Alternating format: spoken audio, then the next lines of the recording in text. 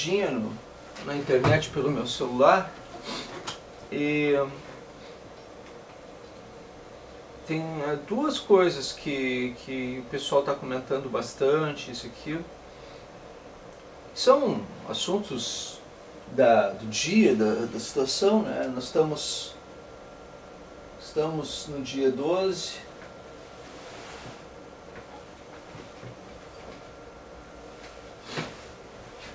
Mas vou comentar já os assuntos do dia 13, né? No dia 13. E a proposta principal do governo continua sendo as reformas. Só que eu queria explicar uma coisa para vocês. As reformas não são do Michel Temer e não são do PMDB.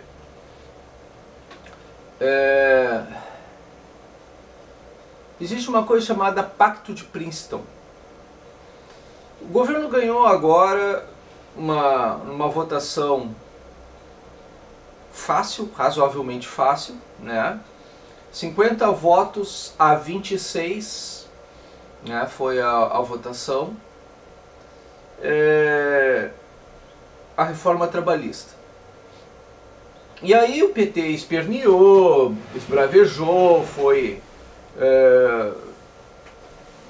fizeram aquele escândalo antidemocrático que teoricamente seria uma luta pelo trabalhador, isso aqui, exatamente o contrário, né? Não queriam uma reforma de algo que foi criado na época de Getúlio Vargas, né? Então não queriam que o restante dos trabalhadores do Brasil, olha só, a que ponto nós chegamos, a que ponto o PT chegou a ser incoerente e não trabalhar. Olha, Partido dos Trabalhadores, apoiado pelo PDT, Partido Democrático Trabalhista, os partidos ligados à esquerda, que teoricamente seriam partidos em favor dos trabalhadores, eles não defenderam os trabalhadores, eles defenderam os sindicatos. Os sindicatos, 10 centrais sindicais e 17 mil sindicatos, com um imposto único, que tirava dinheiro do trabalhador e não dava nada em troca, a não ser recursos para os sindicatos. Eu não tô falando algo que não possa ser pesquisado, então prestem atenção. São 10 centrais sindicais no Brasil. 10 centrais sindicais. E são 17 mil sindicatos sustentados por uma lei que caiu agora, e ainda de forma gradativa, e que foi aprovado no Congresso Nacional por 50 senadores.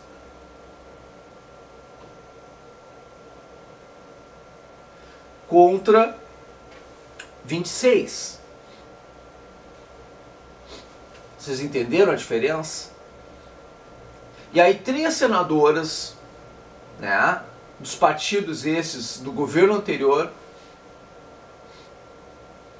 tomaram conta da mesa do Congresso, do Senado,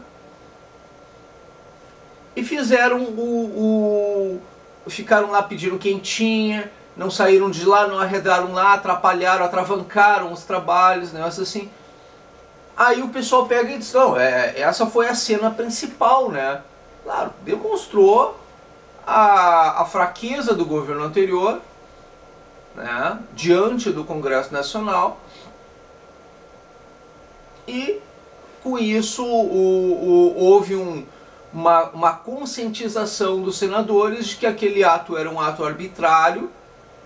Segundo o próprio Eunício Oliveira, presidente do Senado, e é verdade o que ele está falando, nem no regime militar os militares tomaram assento naquela mesa da forma como o PT fez agora, PT e seus aliados, antidemocrático, ditatorial, era esse o regime que eles queriam implantar no Brasil e é esse o regime que eles querem implantar no Brasil.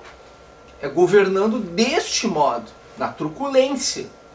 E aí eles acusam os militares de fazer essas coisas quando eles fazem pior que os militares. Pior. Pois é. Mas, como eu falei no vídeo anterior, e estou falando de novo, o parlamento é que governa esse país. E a prova disso é que essas reformas vão ser tocadas independente do Michel Temer ou de quem quer que esteja no poder. O sistema brasileiro atual permite isso já há muito tempo, desde a Carta Constitucional de 88. E havia um projeto que foi assinado por Lula e Fernando Henrique em Princeton, que era um projeto para desenvolvimento do Brasil como um país das Américas, para fazer com que essa região aqui avançasse política e economicamente ao ponto de criar um projeto maior, um projeto de nação para o Brasil, e que ele estabilizasse política e economicamente, de maneira que houvesse maiores investimentos nacionais e internacionais no Brasil. Para que houvesse esses investimentos, para que aqui pudesse haver a chegada de empresas multinacionais. E que no primeiro momento, nem Lula, nem Dilma, nem PT, nem PCdoB, nem PDT, nem ninguém da esquerda queria. Ninguém queria. Mas no momento que eles chegaram no poder, todos quiseram. E aí eles mudaram o nome de globalização que existia, que eles eram contrários, porque tinha a ALCA, tinha o Mercosul, tinha um negócio assim. Hoje tá tudo parado. Tá tudo parado. Nos governos do PT, a única coisa que foi criada com essa filosofia foi o chamado BRICS, né? Que eram os países emergentes: Brasil, Índia, Rússia, China e África do Sul. Né? E hoje não existe mais nada disso.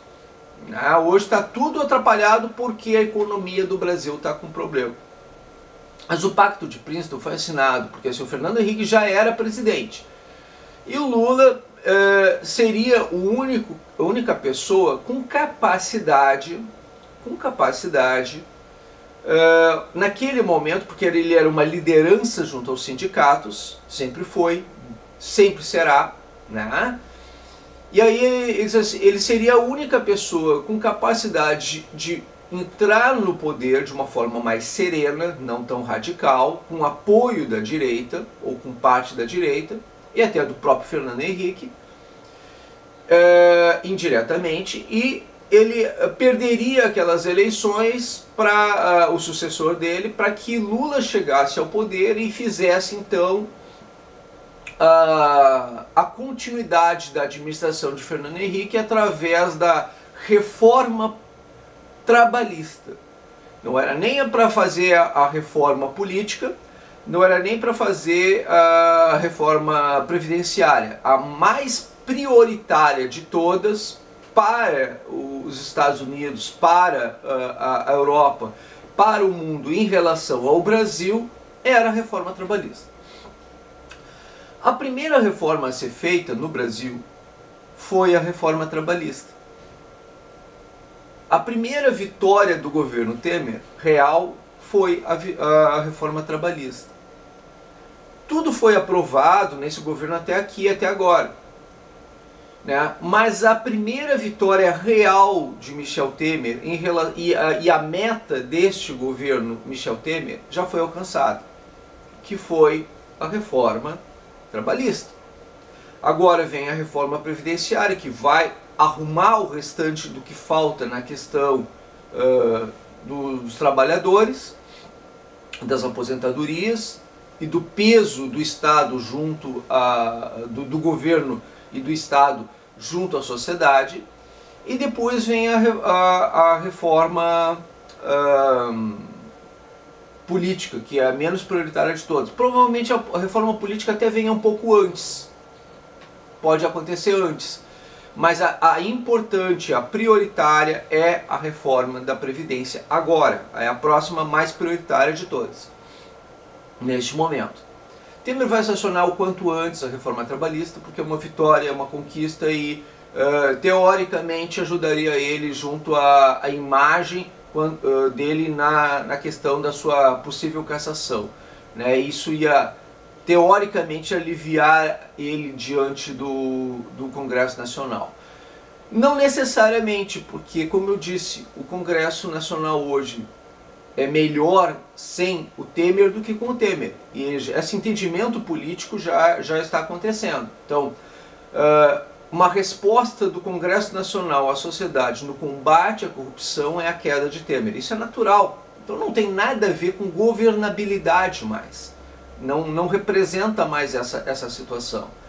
A queda de Temer faz uma eleição indireta, não direta. Lula não entra, eu já disse isso no outro vídeo, vou dizer de novo neste. E esse cenário todo, essa situação toda faz com que a gente perceba que finalmente o Pacto de Princeton foi cumprido. Algo que era para ser feito no primeiro governo de Lula, não foi. No segundo governo de Lula, não foi. Elegeu a sucessora dizendo que ela faria, não fez. No quarto mandato, o povo já tinha noção de que não era para o PT voltar ao poder, porque eles não cumpriram nada do que eles tinham combinado com o Pacto de Princeton. Então o que aconteceu? O PT deu um jeitinho de chegar no quarto poder. Bom, deu no que deu. Dilma caiu. Era para ser a vez de Aécio Neves, não era para ser a vez de Dilma Rousseff.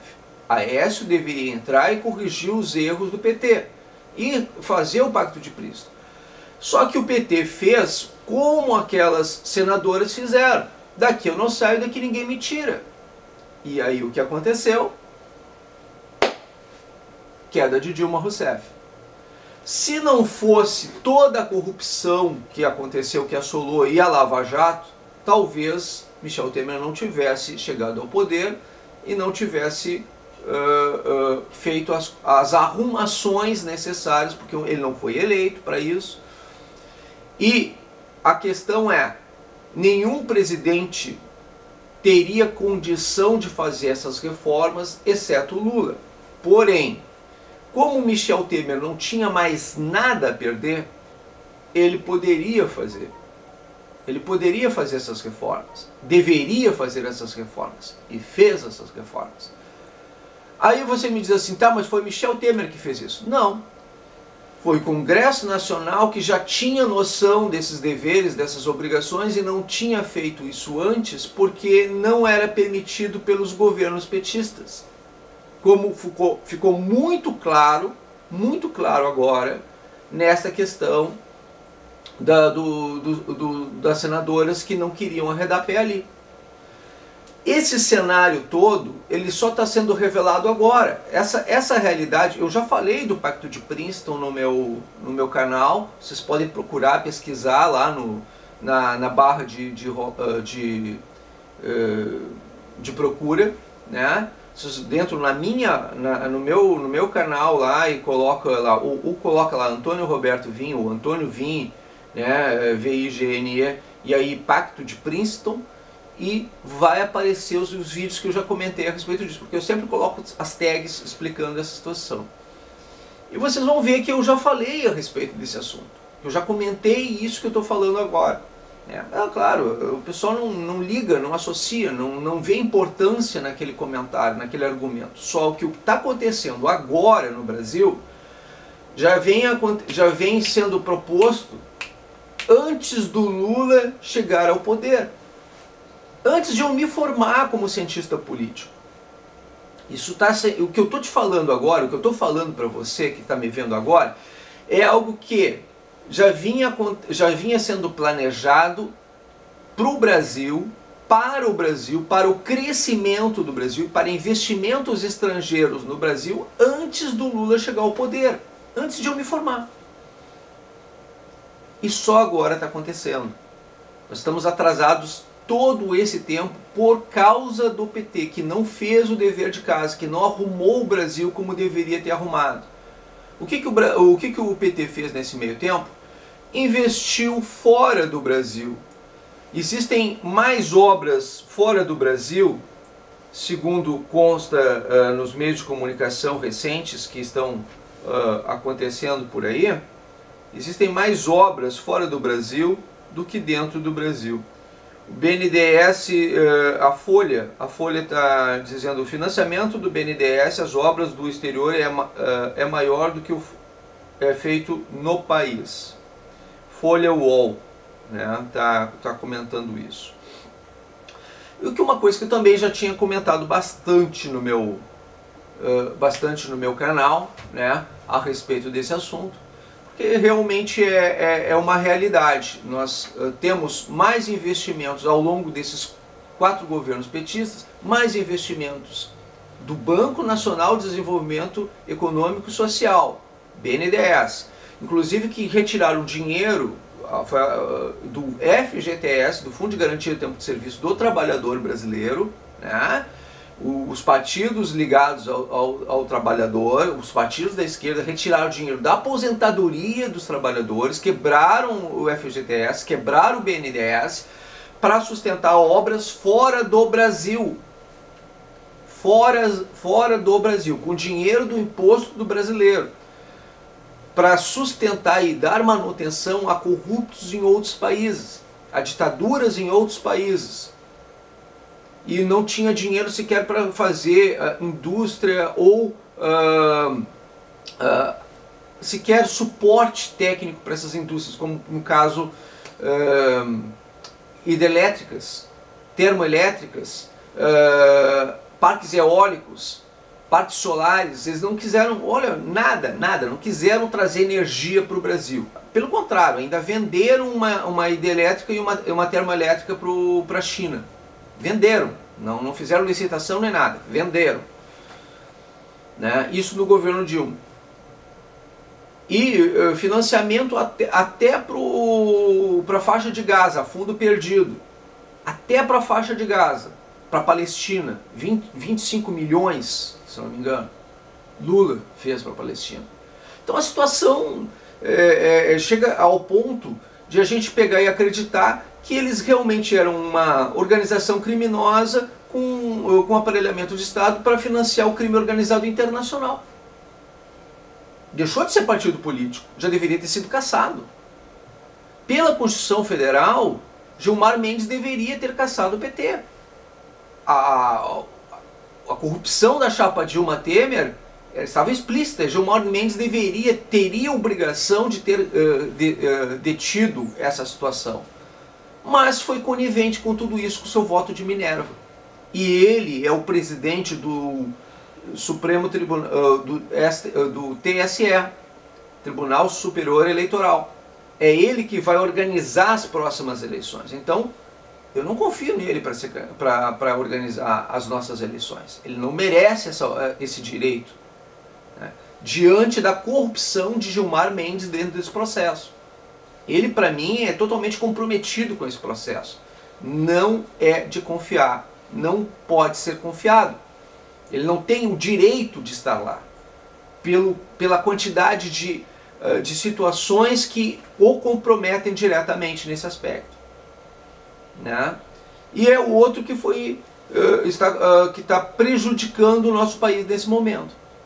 Então, Michel Temer pode cair sim. Não tem problema nenhum. Não me torno de esquerda ou petista ou aliado deles por conta disso. Pelo contrário, estou exatamente mostrando que, primeiro, eu não votei em Michel Temer. Michel Temer é vice da Dilma, tá?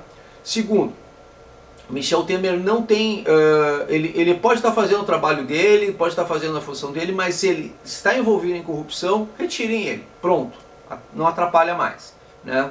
Os outros que também estão envolvidos em corrupção, se tiver ainda Lava Jato realmente acontecendo, eles vão cair. Se não tiver, basta não votar neles na próxima eleição. Votar em qualquer outro, menos em um deles. Pronto, eles caem. Simples assim. Mas o trabalho, o dever de casa está sendo feito e vai continuar sendo feito porque o sistema brasileiro não é presidencialista. Ele parece presidencialismo, mas ele não é. É um denorex da vida. Parece, mas não é. Tá? Então essa é a explicação para vocês entenderem. Nós estamos numa situação que esse financiamento todo fora do Brasil acabou atrapalhando a economia nacional brasileira e, por conseguinte, a sociedade brasileira. Os partidos que diziam trabalhar para os trabalhadores não trabalharam para os trabalhadores. No momento final, agora, nessa votação trabalhista, da reforma trabalhista, ficou muito claro que esses partidos nunca defenderam os trabalhadores, nem vão defender. Eles defendiam os sindicatos. Eles defendiam a organização, a estrutura, o financiamento dos sindicatos.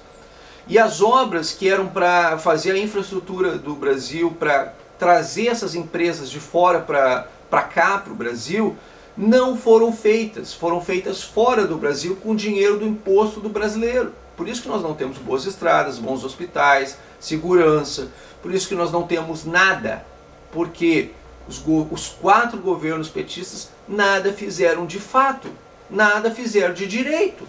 Eles não usaram o dinheiro do imposto trabalhador para o trabalhador, para o povo, para a família. Pelo contrário, até tentaram destruir o conceito de família do Brasil. É este o grupo que estava no poder. E por isso que você não pode trazer eles de volta. Né? Por isso que o Brasil precisa endireitar e criar um novo conceito de direita no Brasil. Não necessariamente precisa ser radical, mas tem que ser direita. A gente não pode mais admitir macro-estado. Tem que ser um mini-estado, um estado mínimo, né? Um imposto único, se possível for. Né? E a reforma política tem que acompanhar esse novo conceito, essa nova realidade.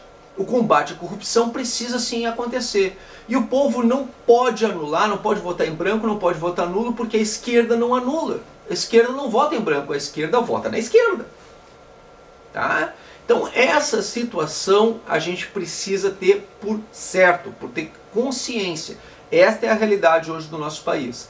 Tá? Eu me prolonguei um pouco, mas eu acho que era muito importante que vocês entendessem toda essa realidade, todo esse cenário. Esse cenário é muito importante. Eu estou fazendo vários vídeos de cenário consecutivos para que vocês percebam que este momento é um momento crucial da política brasileira. Está acontecendo algo histórico aqui neste momento.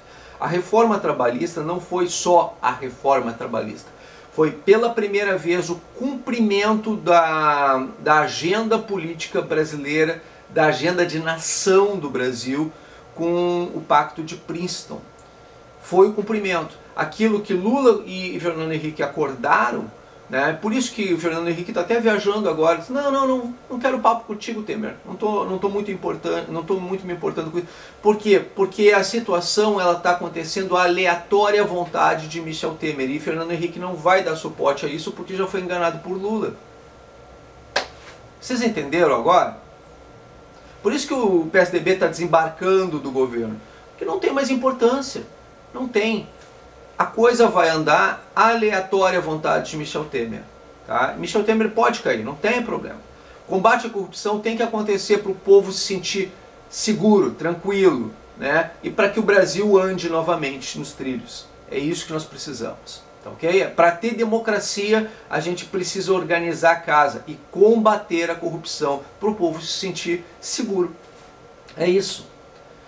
Muito obrigado pela atenção dispensada.